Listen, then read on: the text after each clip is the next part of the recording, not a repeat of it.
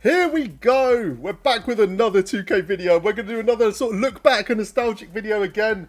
We're going to look at cards we used this year that punched above their weight. And what that means is cards that were like in a lower tier that we tended to run with higher tier cards the whole time. Now, this is one of the toughest videos I've ever had to kind of put together. I had it narrowed down to about 30 cards and then I had to narrow it down to 10 after that to do a top 10. So it's really difficult. So there's definitely cards I missed or cards that you could argue that were on this list. Put them in the comments, let me know what they were. I'm pretty sure they were probably on my kind of top 30 list. As always, like and subscribe, guys. You guys are killing it as always. I appreciate all your support.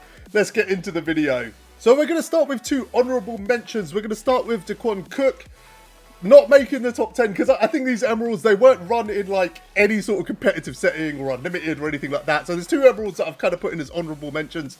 Daquan Cook has to be one of them. He's an overall glitching god. Like, that's basically what he is. And has been really, really useful time and time again in limited. When you're in sort of requirements where you can run like a high tier card and then like emeralds, Daquan Cook is your second best card on that team, probably. If not, it's a card coming after him. But this card came out in February the 19th. I'll show you really quickly. These are the cards that were released that day, so you can see where we were in the game. But people were legit running this card. He had range extender and clamps, both on gold for an emerald, which is ridiculous. 95 3-point shot, 88 speed, and his jumper's just money. It's Dino's jumper, but it is money, and I think we've all had a lot of fun using this card. I couldn't really do this list without mentioning him, but he is an honourable mention at this point. The next honourable mention is Emerald Jeff Green, and again, it's just a card I couldn't leave off this list. An emerald with 86 speed and 80 driving dunk. He had contact finisher. Like, he was just a dunking machine. And he could hit the three. At 79, he could hit the three. Jumper wasn't amazing, let's be honest. But it would hit if you needed it to. And if you're good at the game, which I wasn't. But again, he was just a card that was used so much. And if you look at the time he came out on the day that these crazy possessed cards came out. That ridiculous drop where everyone blew their life savings trying to get that T-Mac Vincent and LeBron. But this card was really useful, and again, in things like limited, this is a card we ran a lot for a long, long time with higher tier cards. Just not in a competitive setting, like I said, not in unlimited or anything like that. So again, he's an honourable mention. He doesn't make the top 10, but I couldn't do a list of cards punching above their weight without bringing up Emerald Jeff Green. Some great memories with this card. Now we get into the top 10, and the first card we're going to talk about is this Thad Young, the Ruby version from the Radioactive set. Now, if you know what the Radioactive set was, if you remember, this is what it was. T-Mac and Kareem. They were the headline cards in this set. It was absolutely cracked. This card came out with those cards and was very, very usable. He had 44 golds, 2 Hall of Fames. In March, doesn't sound like a big deal.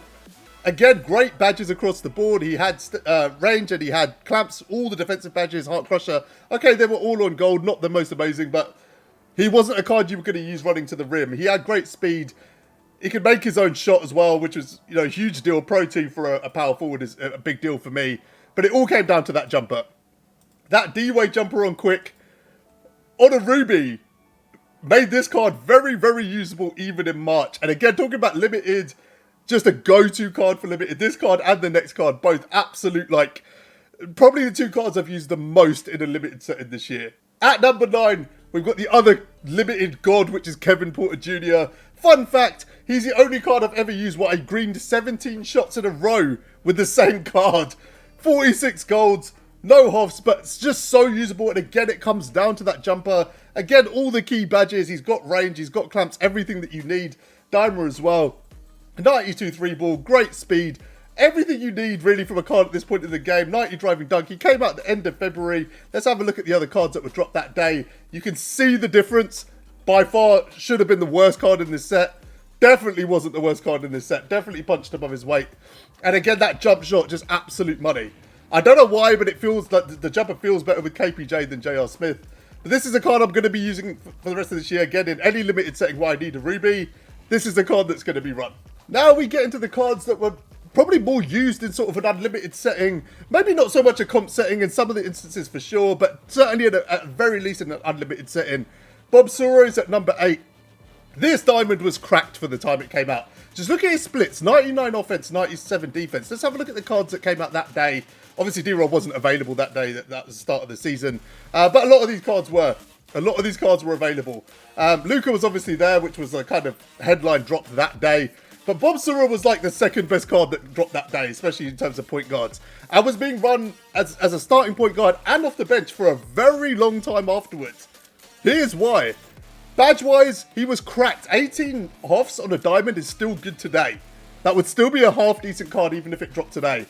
Especially for a diamond. Hoff Showtime, he's got all the other badges you need on gold. But again, defensively, he's got Heart Crusher on Hoff and things like that.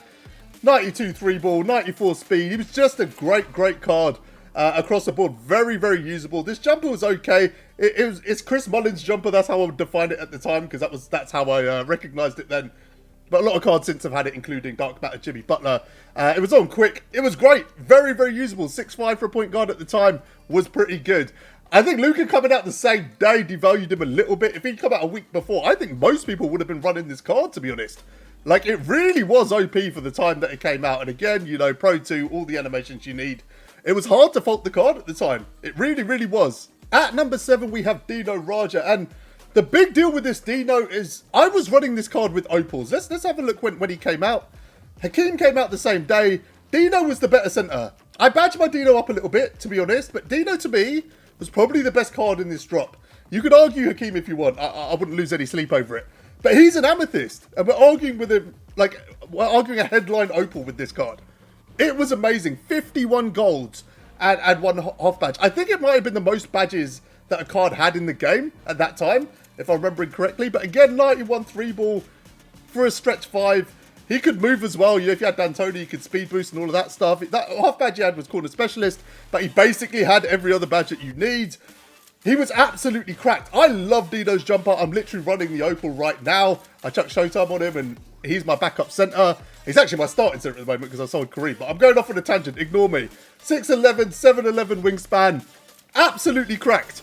But this card was amazing for the time it came out. And he's another go-to card, again, even today, in things like Limited, where I'll run him. But the fact that we were running an Amethyst at a time where the base really was Pink Diamond with a lot of opals already in the game really speaks to how hard this card punched above his weight. Now we get into some of the real big hitters. This AK-47, the Diamond AK. Now, he did come out early, so Pink Diamond PG was available the same day, which was probably the biggest card in this drop. So at the time, he wasn't like massively punching above his weight. The key with this AK is how long he stayed in people's lineups. People ran him for 2.5 or 3 months. Like, he's going to be on the longevity list as well, which I'm going to do next week. People ran him for ages. When the meta was already fully Galaxy Opal, people were still running this AK at power forward. 6'9", 7-foot wingspan.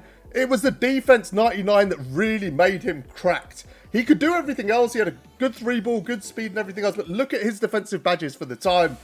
Hoff Clamps, Hoff Intimidator, which to me, Intimidator was the most important badge at that time because it was the start of the meta where everyone was just relentlessly shooting threes. And this guy was just a killer. If you switched him onto the main ball handler for the other team, you just had a way better chance of winning that game. He had base 98 as well. I didn't like base 98 on normal, but a lot of people did. Again, he was just cracked for the time he came out. When he came out, he was one of the best cards in the game, but he just stayed in people's lineups for months on end. And again, the people were running him full Galaxy Opal squads and AK in the starting 4 position. At number 5, we've got one of my favourite cards from the year. This Diamond Tyrese Halliburton. He came out on April the 2nd, which is quite late in the cycle. Look at the cards that came out on the same day as him. But the amount of people that ran Tyrese as their main starting point guard was ridiculous. There was a good percentage of people playing the game that ran this Tyrese as their main point guard. 6'5", great. Offense, great. Wingspan's okay. Again, nothing amazing at the top, but it's when you look down, you see everything else, right? 94 3-ball, 95 speed, 95 speed with ball, 85 driving dunk. There's nothing this card couldn't do. Now, his finishing badges weren't great, but his shooting badges were. Like, they were great. You know, he had everything that you need, including range, catch and shoot, flexible. Like, he could knock down a shot, for sure. I ran him as my backup point guard in a Galaxy Opal team for a very, very long time. He's still my go-to diamond if I'm running limited and I need to use a diamond. He just had it all. Dimer, Hoff Clamps, Hoff Heart Crusher as well. He just had the right things. That's what I'd say. Nothing is like OP, but he had everything that was right. And I loved that Aaron Gordon jump shot on very quick. He was one of the first cards that came out with a very quick jump shot. He could Pro 2 as well. He had a quick dribble style. This card was cracked for a diamond at the time.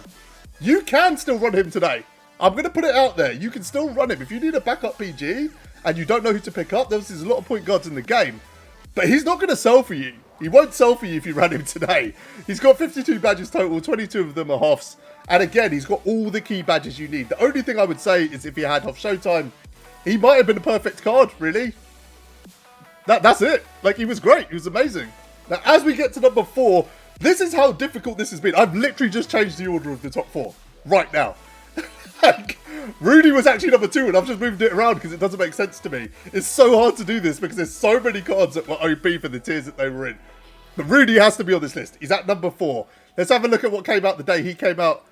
This is the season drop. Again, these cards weren't available. Mikhail was available that day. Jimmy Butler was the real headline card that day. But again, Rudy was just a card that almost everyone was running. Let's be honest. Almost everyone was running Rudy because he was so cheap. If you had him on your bench, if you had him in your starters, he just got the job done. He was like an absolute dunking machine. That's the one thing I remember about this card. And everything was kind of set up for him to do that. You know, quick first step, Showtime. He's got all of that stuff. And, you know, driving dunk of 97. But he could shoot the ball as well. He could play defense as well. He could just do everything you needed him to do. He had Steph Curry base. So even as a shooter, he was phenomenal. Moving behind the back was a Pro 3. He just had it all. He really had it all. That 6'10 wingspan was a big deal for that time. 6'6 is great height for a shooting guard. People ran this card almost exclusively. I think everyone ran Rudy Fernandez at some point. So he has to be on this list. And no one ran Rudy Fernandez with him being the highest tier card in their lineup. Chances are you were running at least all pink diamonds and Rudy Fernandez at the time. So he absolutely is a card that punched above his weight. And a card that I have great memories of. I remember just putting the ball in his hand and running to the rim. That was my strategy at the time. And the pink diamonds would just sit there watching him dunk all day. If they stopped it, you take a shot with Steph Curry base is probably going to go in. He was amazing. He was absolutely amazing for the time.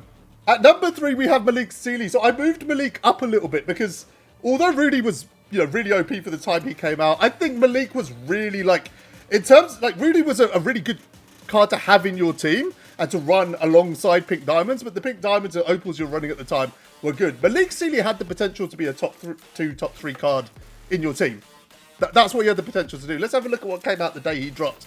This was a big point in the game for me. That Dirk was one of my favorite cards, but Malik probably more popular than that Harden, probably more popular than Jokic. I think probably on a parallel with Dirk.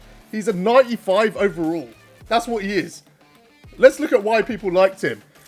I mean, if you look at his splits, 99, 97, he's actually an opal. That's what he is. 18 Hoffs, 33 golds. Again, the key badges is what this always comes down to. He had Showtime. He didn't have range on Hoff, but that's fine. He had catch and shoot and corner specialist, but his jump shot was nice, so he would get open. Hoff Clamps, Hoff Heart Crusher, Hoff Intimidator. These are sought after badges at the time in the game. He had Ray Allen base. That says it all. He was 6'8". He had a 7'3" wingspan. I mean, he was really OP for a pink diamond. In no way was he a pink diamond. He was a Galaxy Opal running with other Galaxy Opals. That's how I feel. But the truth is, he was a 95 overall. I can't explain it. There's nothing on the page that tells me why he was a 95 overall. But he was. And he was a pink diamond exclusively running with cards in a higher tier. And I think about 50% of the community ran this Malik Sealy in their starting lineup. At number 2, we've got Zion, and I've just moved him up because I just remembered, like, as we were going through this, I remembered the key with Zion. Let me get into it. So he came out on November the 13th, which is crazy early in the game. So he wasn't like the headline card, but he was really, this KG was rubbish. That Monta was fun. I remember that Monta. That Monta was a lot of fun. But Zion came out really early in the game. Now, I'm going to run through everything. He was glitched, right? So the big thing was he had 93 3 ball. He had Showtime. He had range on gold, I think. Yeah, on gold. Other shooting badges as well. Corner specialist, catch and shoot, which is huge for a power forward. Pogo, he had gold clamps, quick first step on gold. Great speed with balls, so you could speed boost. Decent defense. That jumper was money. To me, it was the best jumper in the game at the time, outside of Pink Diamond Steph, when this dropped. Here's why he was key. everyone ran him for like 3 months. There isn't a card I used longer in this year than this Diamond Zion Williamson. I was running him till probably February, March, 5 months. So we were fully in the Galaxy Opal meta. And a card from November that was a 94 overall was still in my starting lineup. That's how OP this card was. Like, it was just incredible. And definitely a contender for, like, my favourite card this year. I don't think I've had more fun using a card than I did with Zion. He just dunked on everything. And his shot was just money for the time that he came out. He was absolutely incredible. I'd love to see another glitch Zion next year. Like, this was so much fun. It was such a W from 2K that this card came out. It was so OP for the time. But, you know, I think I dropped 200,000 MT on him, and I don't regret a second of it. I've still got him. I never sold him. That's how attached I am to this card. But yeah, he definitely was running with opals by the time people stopped using him. And finally, it has to be Pink Diamond Bol. 98 splits again. Just like Malik Senior, I don't understand why he's a 95 overall. 32 Hall of Fame badges, 31 gold badges at 7'2", 7'7" wingspan. Let me tell you just the reality of this card. There's only one reason we're not running this card anymore. That's because Invincible Bol came out. That's the only reason. My Bol, I actually have this Pink Diamond still, has 45 Hoffs. I sniped him for like 60k or something. 45 Hoffs. Like, he competes with any card in the game. He needed one thing, which is an upgrade on Clamps, I think, was it? Yeah, Clamps. That was it. Otherwise, he's arguably the best card in the game for a month. A Pink Diamond 95 overall that came out in April was probably the best card in the game until the start of June, if not mid-June. That's a legit argument to make. Ben Simmons like rivaled him at the time, but most people would have said Bol was more important than Ben. I don't understand this card. I don't understand how it was a 95. But yeah, he was running exclusively with Dark Matter cards. Still is. Still usable endgame. If you don't get Invincible Bol, this one's fine. You can find some in the market with like 50 off badges. Just go pick one of those up for like 50k. Don't waste your time on the lock-in. This card, it's going to be remembered as one of the most important cards of this year. But the fact that he was a 95 overall, I think is something that we all forget. What an incredible card. So that's the video, guys. Like I said, it'll be a trip down memory lane. Let me know the cards that I missed, cards you agreed with, cards that you think I may be overhyped. I don't know. Let me know. Whatever opinion you've got, let me know. I want to hear it. That's the video for today, guys. Please like and subscribe. Until next time, thanks for watching, guys.